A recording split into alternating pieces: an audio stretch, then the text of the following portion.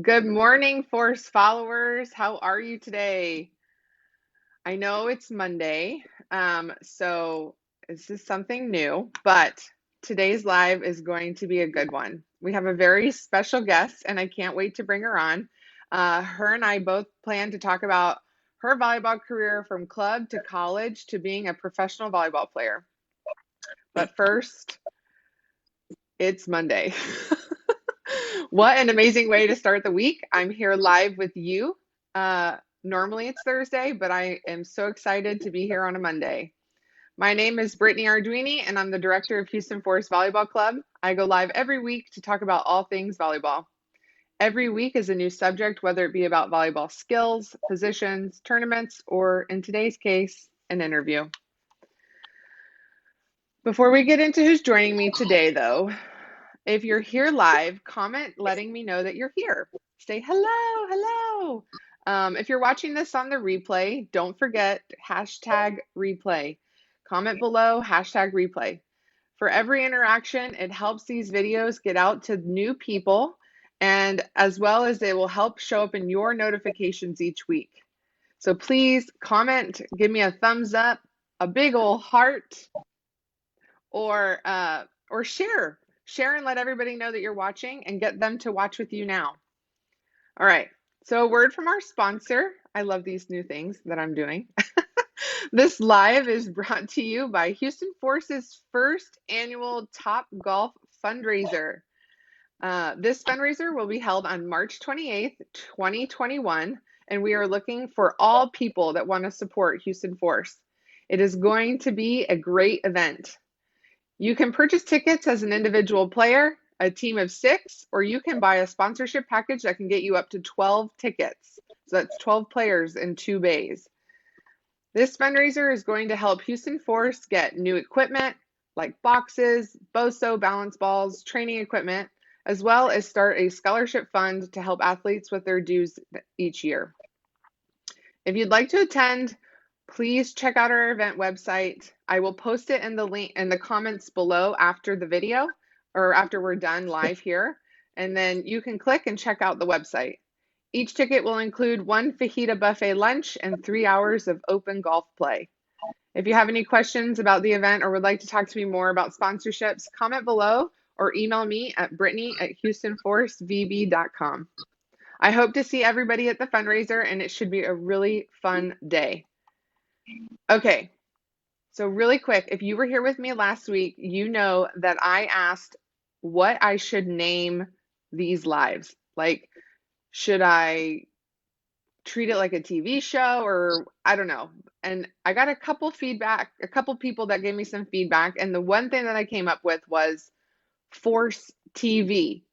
What do you think? Comment it below and let me know if you like that. Force TV, like the weekly Force TV. Comment yes or no. Let me know what you think. I really want to give this a more professional feel. So if you think that that is a good name for it, I want to know what you think. What do you guys think? Do you think I should make it more professional or just keep it really, I don't know, fly by the seat of my pants feel? All right, let me know in the comments and then I will check them later. All right, now back to today's guest. Her name is Jennifer Doris, and we go back, I did the math last night, and it was like 16 years. Okay, we're getting old. But Jen and I played club together at Willowbrook, and when I was 16 and 17, she was 15 and 16. And as a 6'5" middle blocker, she was really a fun player to set. I won't get into too much because I'd like for her to tell you, but she committed to the University of Texas the summer between her freshman and sophomore year. She played 4 years at Texas and then graduated and went straight to play professional volleyball overseas. Jen will also provide with us today 3 tips on how to be a great teammate. She's played on a team for most of her life and has made some great friends through those teams, and so I think she's a great person to give these tips. All right, so enough from me. Let's get Jen on. Hey, Jen. Good morning. How are How you? are you? I'm good. You were just telling me this morning or when we got on that you had your first tournament this weekend. How did that go? We did. My team actually played really well. Lost my voice a little bit screaming at them through a mask, but it's all the new normal. We're getting used to it. So Yeah, we had some fun. exactly. Okay. Good. All right. So you heard me say a little bit about you in the intro, but I want you to give me your volleyball journey. Like, I'm pretty sure you started at Gators, right?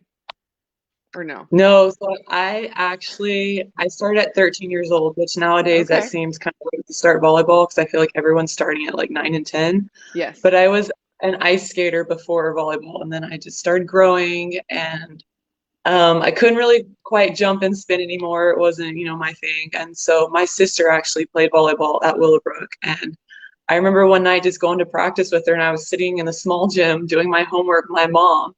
And Scott Mayhew, who is the director over the train director at the time over there, came over and was like, "Hey, we have an open spot on our 13s team. We need a player. Would you be interested?" And I had never like really touched a volleyball. I knew I'd be terrible at it, but I had so much fun and I was tall, so I felt like I had an advantage. And Yeah. I fell in love with it going from there. And I just kept working at it, and I got to play youth national team, junior national team.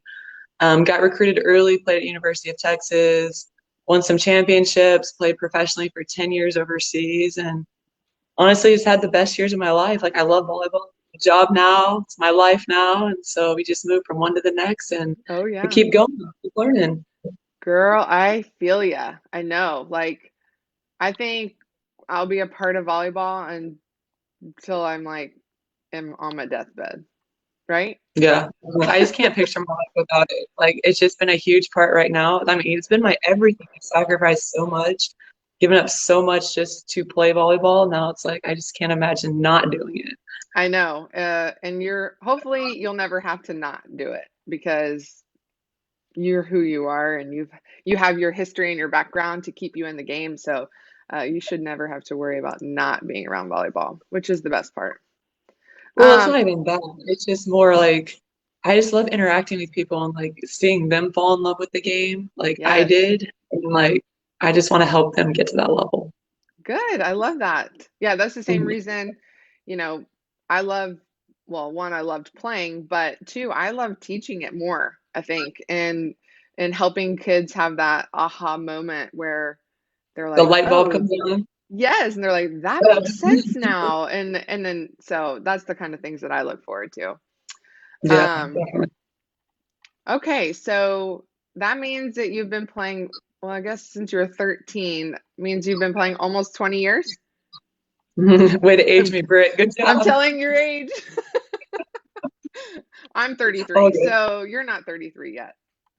So I guess it Not hasn't quite. been that long. All right. So a little bit of history about Jen and I is we, like I said, we played together, which was about 2 years because I didn't play my 18s year. And so did you play 18s or did you end up graduating early and going over? I can't remember. No, I played 18s twice because I played That's right. my freshman year. That's right. So 16, 17, 18s twice. And we went to JO's twice. Well, together. You went probably I went every year I played, but you went every year you played. But together we went twice. We played an open Hmm. and we were pretty good because I had I you. know. Well, no, like I tell myself all the time, I feel like club volleyball these days has changed a little bit because there's so many clubs, so all the athletes, the really good ones are all kind of spread out around the teams. But like I remember when we played, there was just a handful of really strong teams, and so like they were all saturated with D1 Yes. athletes, and so we were going up against competition Oh every yeah. single tournament. It was a battle. It was a battle every time. And I wrote in my notes like volleyball when we played was so different. We played 3 out of 5 was new, like at least in the Hmm. junior world. And we had just started playing 3 out of 5 in club and open division, right? Do you remember that? Right. Oh my Yeah, yeah. gosh. We played Being in like, the this is so tour. long. Yeah. Yes. It was, I mean, it wasn't miserable because we were playing volleyball, but it was tough. And now I'm like, we play 3 matches a day, 2 out of 3. It feels super easy, but um, Yeah, we went when we played at JO's my 16 and 17 year, we had to play 3 out of 5 over 4 days. Oh, it was rough. Hmm. Um, Yeah. so I think that may have been why we never won. Well, I just remember that tournament in Colorado, like all of a sudden going 3 out of 5, and with altitude being like, this is hard. Yes, it was bad. Yeah, I get that. Yeah. So oh, I don't know why that's like one of the main things that always sticks with me is having to play 3 out of 5 um at the big qualifiers because we were in open. I don't know why that always sticks with me though. So Hey, we started anyway, it. College volleyball is all 3 out of 5, internationals 3 out of 5. So we started it. We were we the did. experiment. We were the experiment, and apparently it wasn't a good one in club, and that's why they left it. But yes, we were the experiment. That's a good way to think about it. Yeah, definitely. All right, so we're going to be talking about, eventually you're going to share 3 tips on being a good teammate. And so it made me wonder, are you still friends with anybody from our club team besides me? Honestly, I haven't talked to anybody. I see pictures posted on Facebook, but I feel like everyone has just like grown up and they're all married with children now and everyone's kind of doing their own thing. Yeah. I saw Lindsay Eckenrode's sister at the tournament yesterday. Yes. And so I was like, wow, like you're all grown up. What happened to baby Courtney? But I know. um, I saw other than her the that, other it's like, day actually. really? Yeah, her and her mom. Oh, Which I see her cool. mom more than I see Lindsay or Courtney, but um so that's kind of nice to have her around still. It's funny. Yeah. Uh, all right, so enough about our club days. And I was wondering if we could talk about what was I going to say, your career at Texas. So, was Texas your dream school when you were being Yeah. recruited? It was somewhere when I started club volleyball when I learned that you could actually play in college and have a scholarship. And I Hmm. said, I wanted to play at the University of Texas. I knew going in I wanted to stay in state. I was never the kid that was like, oh, I want to go far away from home, just because I wanted my parents to be able to come watch me play. Yeah. And Texas at the time, they weren't even good. Like they were just barely making like the round of 32 and the Sweet 16. Like they weren't even like a contender back then. But Jarrett sold me on this vision of hanging the white banner and this and that. And it was just someplace like I was, what, if I'm gonna stay in Texas, I want to go to the best school. And so Yeah. when I got the opportunity, and when he offered me, I remember saying like, oh, this, I'm too young. Maybe I should wait. Maybe, I'll change my mind in a couple years. I Yeah. was like, no, like I have the chance to play in Austin for the University of Texas. Yeah. I wanted to graduate and get a degree from there because I told myself I eventually wanted to get my MBA from there, which I haven't done. But um, life You've been has just doing taken a other different. things like, Yeah. playing So I professionally. got the chance. I got the chance and I committed and I ran with it and had the best freaking time. Did they We give actually did well. you, yeah, you did.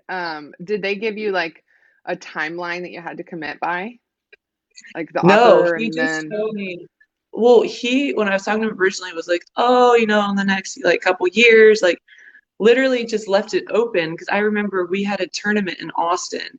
hmm. And right after the tournament, like I drove over to the campus and I was sitting in the locker room with Jared and Tanya, and he just left it open. He said, we're going to offer you a scholarship. We want you to be part of the program. And I was terrible back then, like a baby giraffe. I was tall, but I was not coordinated. So I knew he was just offering me based on potential and upside. And after that, I went and I was playing high performance. So Hmm. I went back to Austin Juniors and we were practicing for I guess it's the Lone Star team, whatever it was. And when I got back to Houston, I remember it was June 8th, 2004 at 2:24 p.m. Like, yes, I remember that information. I called Jared up and I think I surprised him, but I was like, I want to take this up. Like, I want to take your offer. I want to come Yeah. play at Texas. And I think I shocked the world because I was the first freshman to Yeah. commit to college. I was 4 years away. Oh So, yeah, I remember. I was shocked when you told me that you committed. I was like, "Really? Already?" oh, But so much you backlash. So much backlash from you people, but I you don't care. did? Really? That's sad. Oh, We had JOs in Houston that year. You Yeah. remember? And Yeah. um, so many coaches came up to me like, "Don't you want to go to UCLA or Nebraska? Why would you want to go to Texas?" I'm like, "We're going to be good." I had no idea if we would or not, but I mean, it worked Hey. out. And they had 3 years to get good before you got there. I mean, it's not like that were going to stay the same. It's like Jarrett said, he was trying to get better. He was recruiting the kids that he wanted to make the program win a national championship. And so you were going to be a part of that. So that's awesome. I never got the national championship, but I got three Big 12 championships and three Final Fours and a national championship game. So I'm pretty happy with that. Oh, yeah, I remember that national championship game. Yeah, up to zero and lost in five. Oh, yeah, I was sitting in the stands. It was not pretty. I was not excited when you lost that one. I was so sad for you because that was your That was senior during year, the Penn right? State. No, that was my junior year, but that was during that Oh, Penn State era when they won 4 years straight. Like that's it true. was, they were tough. They were good. They were really good. Um, so I'm so glad you shared that you know the exact date and the exact time of when you committed to that Oh, that's a to the milestone. Come school. on, anybody would remember that. I took It's a in there. this was back before we had like smartphones where you could just take a screenshot on your phone. Like literally took my freaking camera that you have to like push the button and like roll the thing, and take it to Walgreens to get the film. Like that's how old we are. Like took a picture of my flip phone that said like Jarrett Elliott with the Yes, date and the time and saved it. Like that was something I knew I'd hold on to forever. that's awesome. I love it. Do you have it framed in your house, the No, I'm picture? sure if I go through old like picture boxes, like I had a whole drawer of all the letters I got through the recruiting process, like from the other Yes. schools, like questionnaires that I filled out but I never returned. Even like questionnaires where they're like, "What list your top three schools you're interested in?" And number one was always University of Texas at Austin. I write that in capital letters. And finally, when I was moving, I was like, I should probably get rid of some of this stuff. Like, it's not going to mean anything to me anymore.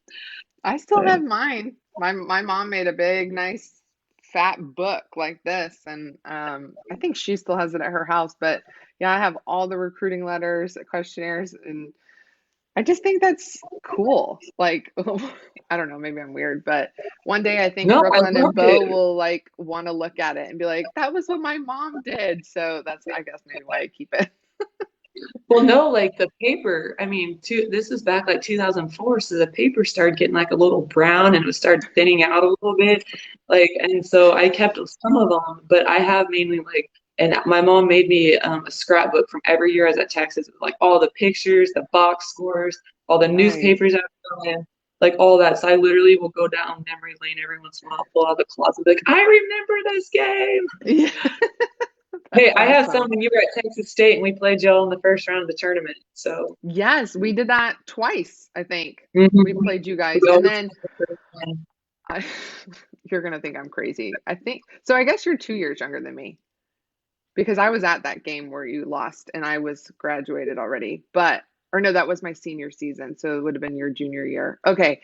Well, when I was a junior, we played you guys in just preseason or whatever. And I don't think Mhm. you probably don't remember, but we took a game off of you. Yes, I do remember that. Y'all thought it was like the end of the world. And we're like, are you freaking kidding me right now? Oh my gosh, it was the end of the world for me. Like that was a big deal because, well, one, you were there, Julianne Fawcett, like Destiny Hooker. I mean, we took a set off of you. Like that was huge. We were, little Texas State back then. They're doing really good now, but oh Yeah. man, it was a big deal to take that off of you guys. Um, Yeah. so tell me what it was like to actually play and train and be a student athlete at Texas. Like, you know, we don't I don't I mean I know what it was like to be a student athlete, but what is it like to be a student athlete at, a top 10 school, I guess. Share a little bit of insight into We, that. we were top five. I'm just Well, kidding. I know, but I'm totally kidding. It was hard. I mean, we were expected to show up every single day. I mean, no days off.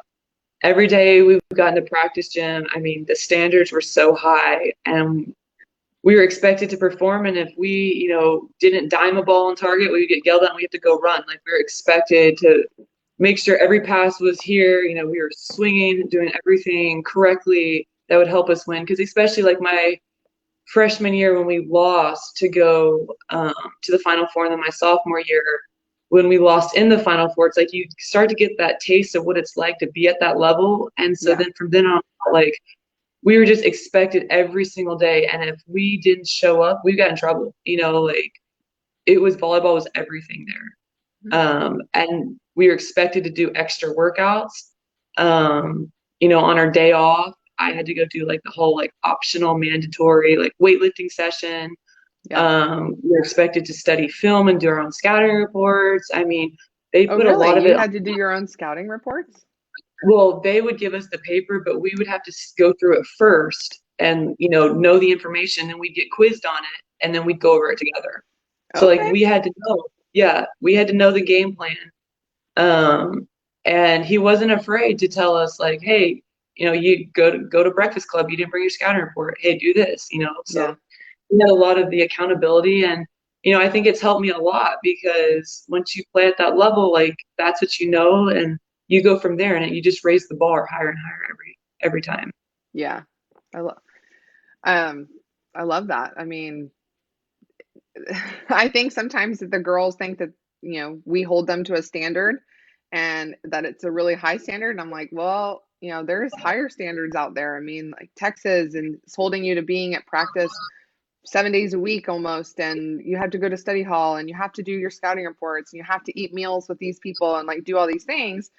And, you know, it helps you become a better human being in the long run. I think it helps you in the adult world. It helps you in the corporate world if that's where you go. And so it's kind of Well, the what you biggest just thing is said. time. It helps with time management because, like, we would go to class from 8 to 12, have lunch, and then practice would start at 2, and then from like 2 to 7, my time was all to volleyball. Whether like we'd Right. finish practice, film, go weightlifting, study hall, training, massages, whatever it was.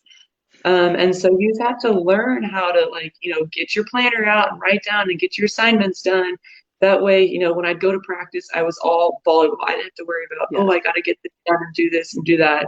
And it helps now because, in club volleyball world, you're just going, going, going. It gets busy. And I've learned to keep my planner out and write everything down and Yes. stay on top of things. So, I mean, it's life skills you learn, like you said, early on that carry over and help a lot. Yeah, that's true. If you could give an athlete today, like in our clubs, some advice for recruiting and playing in college, what would it be? um, you have to take charge, meaning don't expect someone else to go out and recruit for you. I mean, if you're interested, you reach out to those coaches. I know they keep changing the rules, so like they can't contact you till this and that. And I can't even keep up with it these days. But if Yeah. you're interested in the school, like you call that coach and blow that coach up, and so you can get a hold of them. You send emails, hey, even if it's just wishing you Merry Christmas, good luck this week. Hey, just updating you. My team just played in this tournament. These are my stats. I did this. Like you just have to put yourself out there. I mean, you're your biggest salesperson. That's And right. so someone else can help you, but ultimately no one's going to fight for you like you would yourself. So if you want it, you do it. That's great advice. Sound advice Yeah. because I think needing to hear it from multiple people because I know that that's what I tell my kids all the time, but and I say I say this is a lost art, but pick up the phone. Pick up the phone, call the coach, let them know who you are, be in their ear all the time. And I know it's scary, but you're going to set yourself apart from the entire group of athletes in your class if you at least pick up the phone. But I like that. Yeah. You are your biggest advocate. So you are going to, I don't know, talk the best about yourself. So get out there Well, and in do a it. world these days where like everything is just done like social media and a text message, everything is behind a phone. You got to Yes. pick up the phone and actually have a conversation. I mean, we have so many recruiting apps. I mean, they've got the online streaming platforms, this, that, and whatever. And people think, oh, I can just update it and people will find me. Yeah, that will help you, but you also have to be old school and call them, Yeah. email them, Email them. and then bring them to your profile and then Right. continue to stay on top of it, Yes. Yeah. and You have to be don't the be one to afraid, make them do that. Yeah, I like but that. don't be afraid to ask the hard questions. Like it gets to a point like ask them where you stand. be honest. And I think a lot of kids these days, they're like, oh, I'm too scared to ask. I'm like, no, don't. I mean, if you're not a top 5 on their list, don't waste your time, with that program. If you're not going to ultimately end up, getting an offer there, it comes to a point where you're going to have to move on. So don't Yeah. be afraid to ask them. Yes, if you are one of their top athletes, because Yeah, you don't want your time wasted. I get that. yeah, Um, for sure. okay, so you mentioned that you were wanting to get your MBA from Texas and you haven't done that yet. What did you get your undergrad in or your degree? So I was a corporate communication and business major. I actually got two type, Oh, kind of. nice. I was that overachiever in high school that like tried to do all those college classes so I could get credits. And Yes. then that way when I got to college, I was like, you know what? I'm not going to put the pressure on myself to have to take 15 hours just because, I'd be focused on volleyball. But early on, I was able to do it. I was able to manage 15 hours, play volleyball, make the dean's list. Um, and then being an athlete, you're expected to stay in the summer. That was the other thing, about Yeah, Texas. Like, you didn't have summers off. You had to stay and train. In order to train, you had to do summer school. So I got ahead, and so I was able to go through and kind of get this business foundations. I've got some of that in my background, and I told myself one day I'll go back and get my MBA, but life just took a different turn, and that's don't want okay. to do that right now. Yeah, you can go I'm back happy. anytime you want. It's right. Online. I can do it online. That's right. So when did you graduate, and then what did you do after you graduated? So I graduated December 9th or 10th, 2010. So I actually graduated a semester early, Yeah. because like I just said, I had like all those classes. I was able to graduate early. More like I was told I was graduating early, but nonetheless, I Didn't got want to the waste that opportunity. scholarship. That's right. You know how they work. It's a business. That's right. I had the opportunity to go and start my professional career in the spring. So I could go over to Europe or I could go to Puerto Rico. And there were pros and cons of Oh both, yeah. but I could also go with the national team. But I ultimately settled on going to Puerto Rico. It was a good transition league, in terms of going straight from college to kind of learning what it's like in a different country. And it was perfect because they still spoke English there. They used the American dollar. They Yeah. drove on the same side of the road. So like everything, it was easy.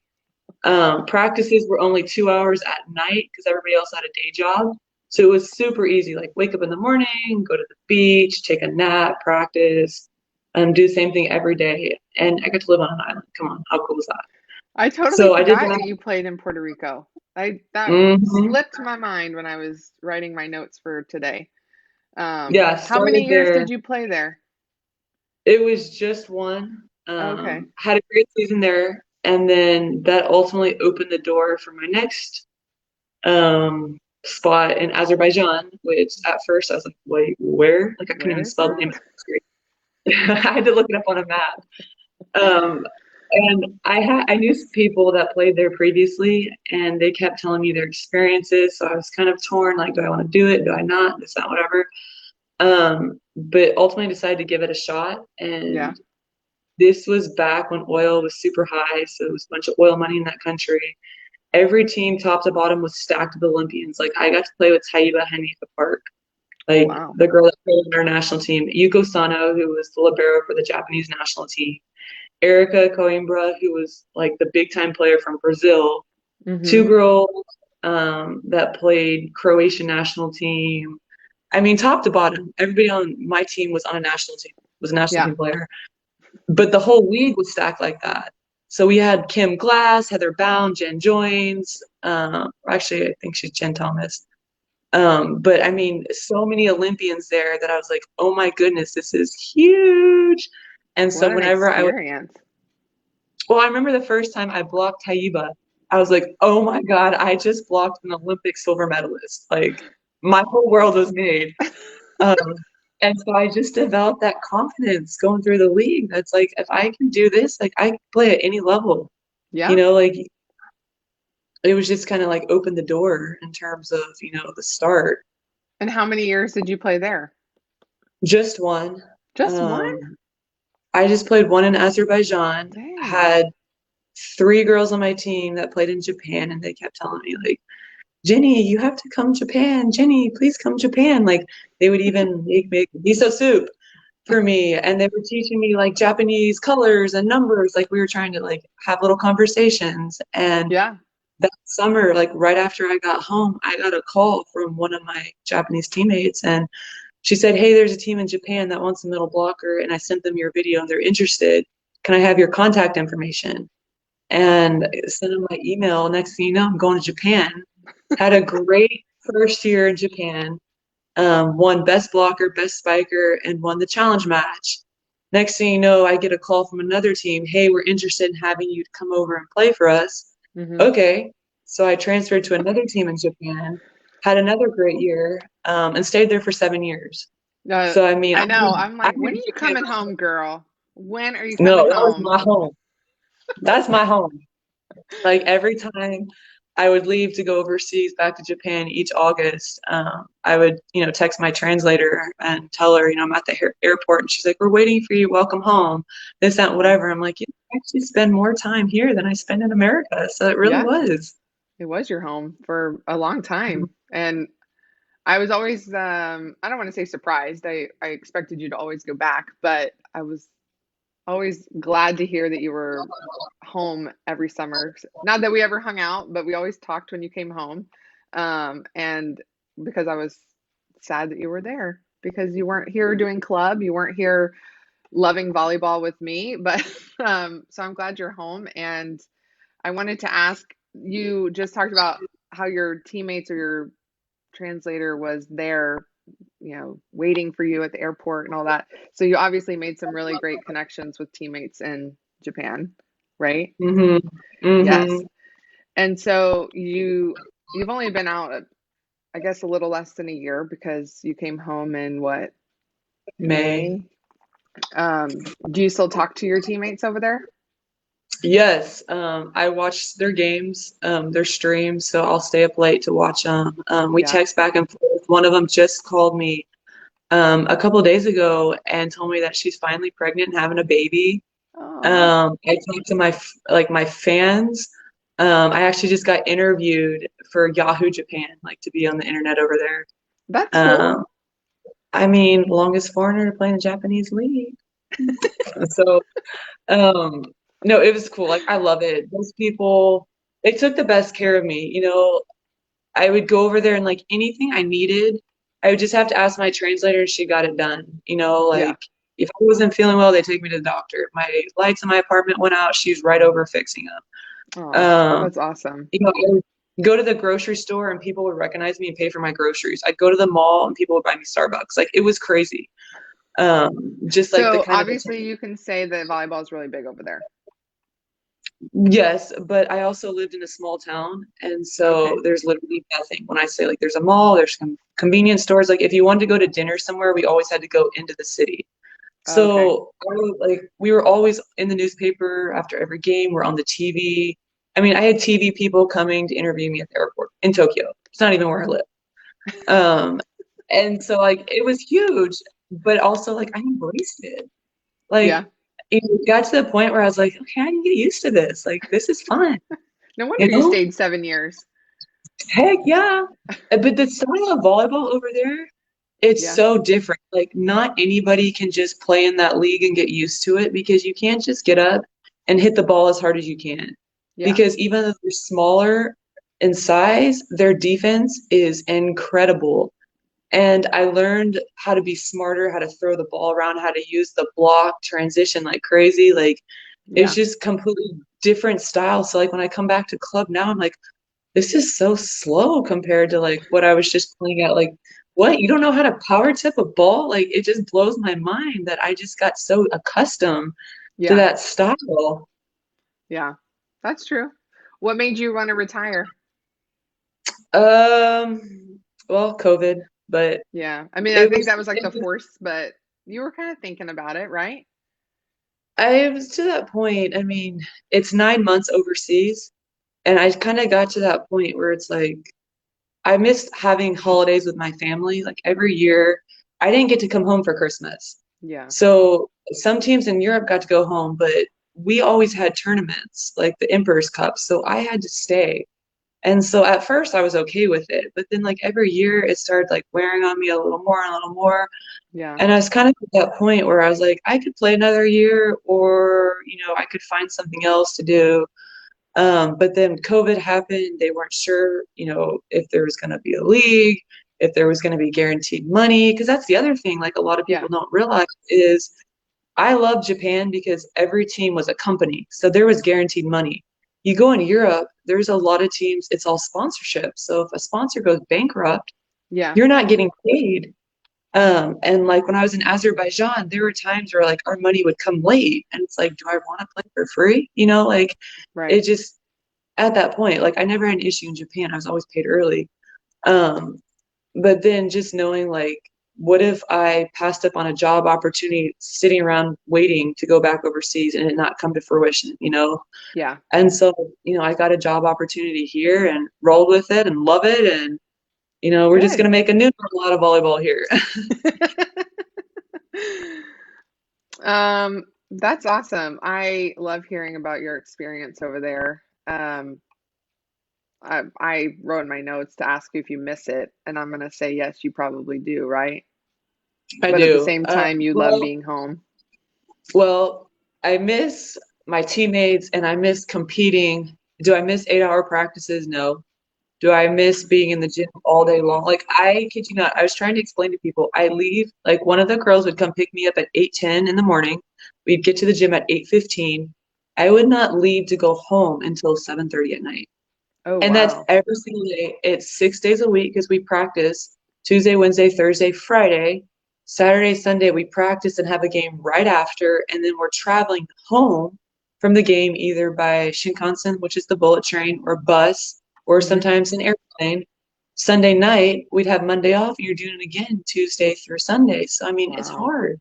So it really was a job. Like you say, you know how people go to a job from 8 to 5, like that's what you did. You went to a job and you played volleyball and you got paid for it Yeah, I got one day off a week. So one most of the day. time people are like, are you sightseeing? Like, do you get to go do this and do that? I'm like, no, No. because after you're traveling and you're working that hard, double day practices every single day, I was like, I need to sleep. I need to do my laundry so I can pack my suitcase again for the next week.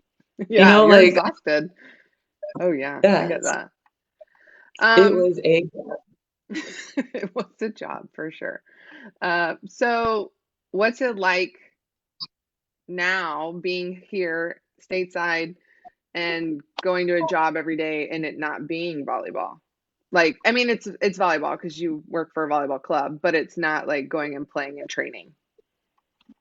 well, I see a different aspect of it. So now it's more instead of me training, I write the plan so I train other people. Yeah, And so now I'm having to like think back, like, okay, when you first learned how to do this, how was it broken down?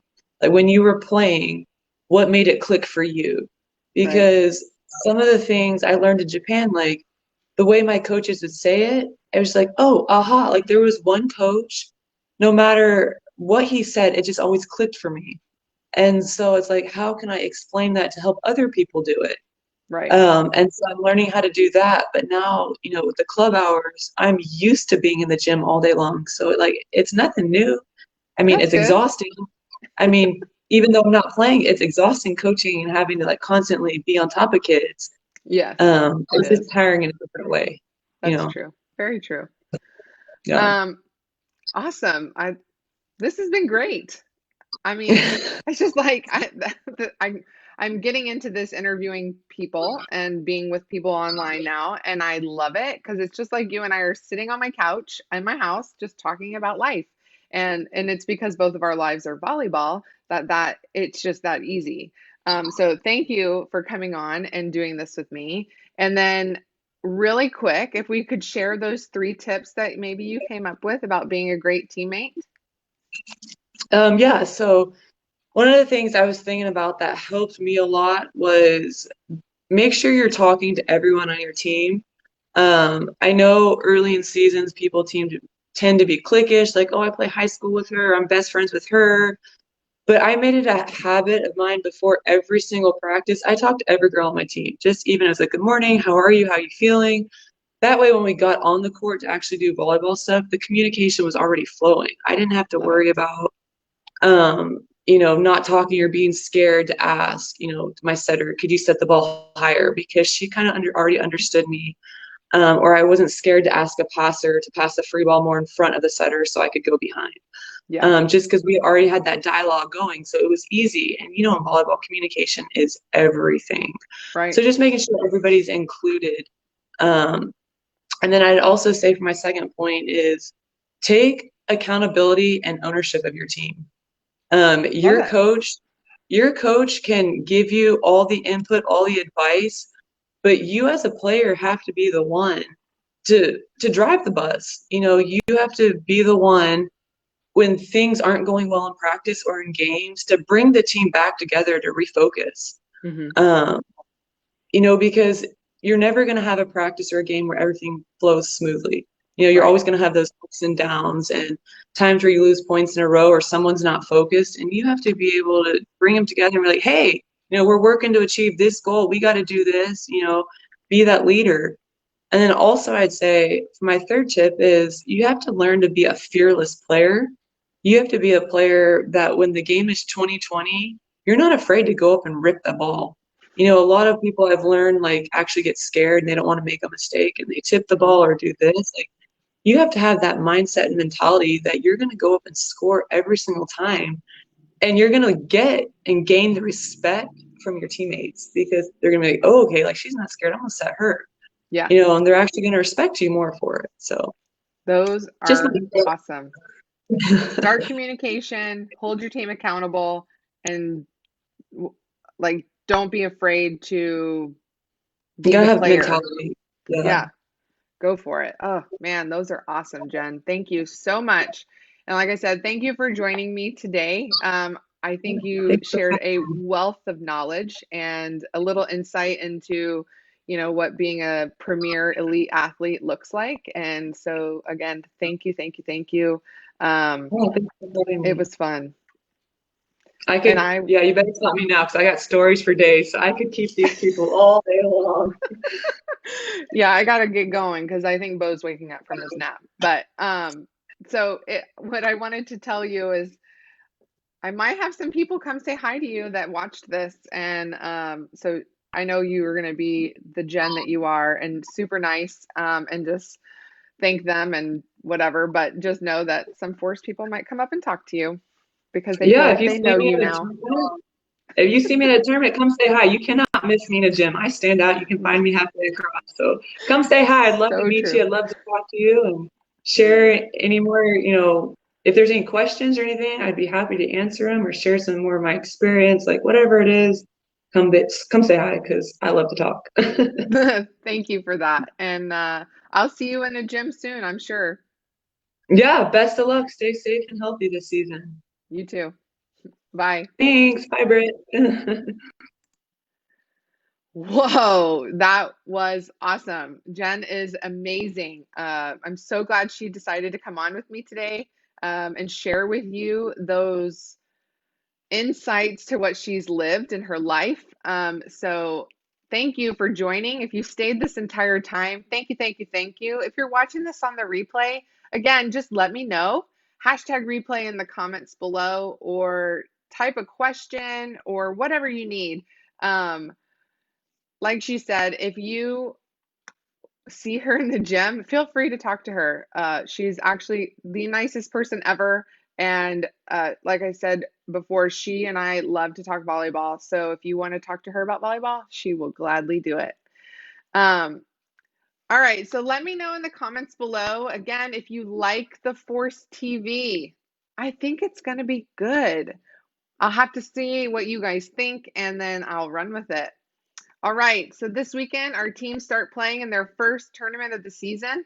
Go Force! And not only are the teams playing, but we are hosting our very first tournament of the year. I'm so excited. I'm a little nervous, I'll be honest. I'm always nervous before the first tournament, but I can't wait to see our teams in the gym.